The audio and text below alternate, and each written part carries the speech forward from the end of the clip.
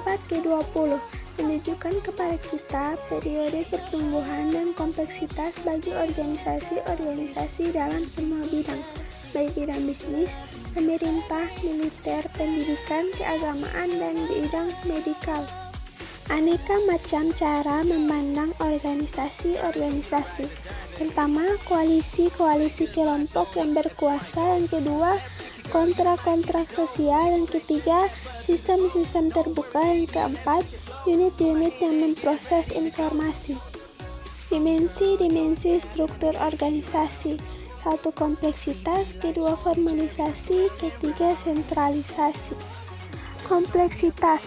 Jumlah spesialisasi okupasional, aktivitas profesional, dan pelatihan profesional para karyawan.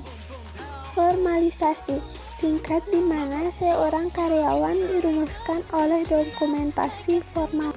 Sentralisasi. Proporsi pekerjaan yang pelaksanaannya berpartisipasi dalam pengambilan keputusan dan jumlah bidang. Mereka turut berpartisipasi atau konsentrasi peraturan-peraturan tentang kekuasaan atau sebuah indeks yang merefleksi pengambilan keputusan, dihubungkan dengan kebijakan pokok dan khusus. Masa lampau merupakan sebuah prolog, adalah berlebihan dan naif untuk berupaya meramalkan perkembangan organisasi dan manajemen organisasi tersebut untuk masa yang akan datang.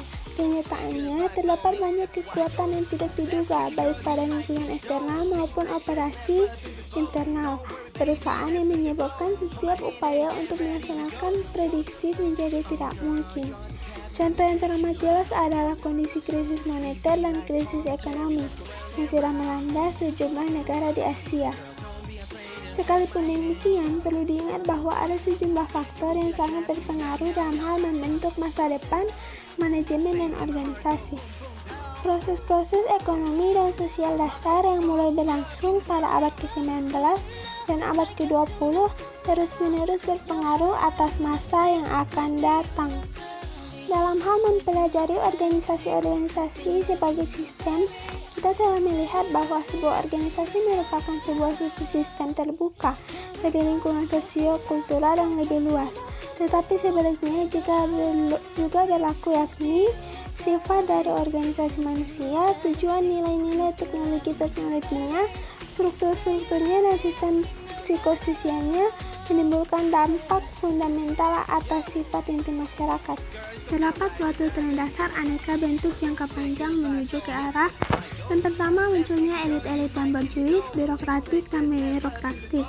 Akumulasi pengetahuan ilmiah dan teknologikal. Yang ketiga, industrialisasi dan modernisasi yang melanda dunia secara keseluruhan. Yang keempat, kemampuan yang makin meningkat untuk melaksanakan instruksi secara massal. Yang kelima, kemampuan dan peluang yang makin meningkat. Yang keenam, pertumbuhan penduduk. Lingkungan yang berubah dengan cepat. Menurut Freeman, Eckhart, dan James Erasmus, salah satu di antara perkembangan yang menarik perhatian adalah gerakan menuju ke arah studi ilmiah tentang masa yang akan datang, atau The Scientific Study of the Future. Sejak zaman dahulu, manusia senantiasa sangat berminat untuk memprediksi apa yang akan terjadi pada masa mendatang. Organisasi-organisasi masa mendatang harus makin mementingkan soal lingkungan.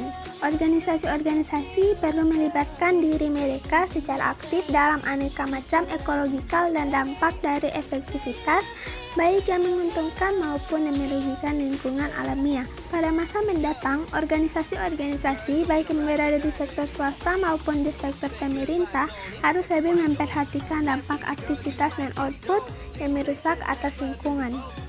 Organisasilah yang bertanggung jawab atas dampak tindakan-tindakan mereka terhadap lingkungan. 3 macam konsep pokok sehubungan dengan lingkungan eksternal organisasi. Yang pertama, penilaian lingkungan bahwa organisasi menghadapi dan berinteraksi dengan banyak sublingkungan eksternal lainnya. Yang kedua, adanya perbedaan pada sublingkungan yang mengharuskan adanya perbedaan dalam pengorganisasian dan manajemen. Yang ketiga, setiap organisasi secara tipikal menghadapi tuntunan dari sublingkungannya yang melampaui sumber dayanya yang tersedia.